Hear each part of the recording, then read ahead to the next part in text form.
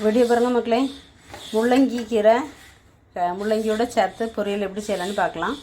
இதை க்ளீன் பண்ணி வச்சுருக்கேன். வெட்டி வெங்காயம், பச்சை மிளகாய், வெள்ளைப்பூடு தட்டி வச்சுருக்கேன். சட்டி வச்சாச்சு. நம்ம எண்ணெய் ஊற்றிக்கலாம். கடுகு, உளுந்து பருப்பு போட்டுக்கலாம்.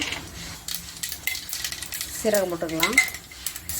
வெங்காயம், பச்சை மிளகாய், பூண்டு எல்லாம் போட்டுக்கலாம்.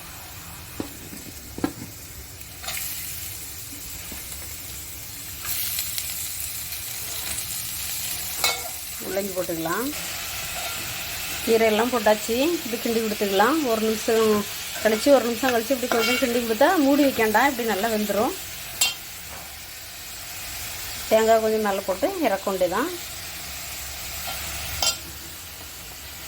நான் தேங்காய் உடைச்ச உடனே இப்படி தான் திருவி ஒரு டப்பாவில் போட்டு மூடி வச்சுக்கிட்டேன். இப்போ நமக்கு தேவையான நேரத்தில் 2 ஸ்பூன் எடுத்து போட்டுக்கலாம்.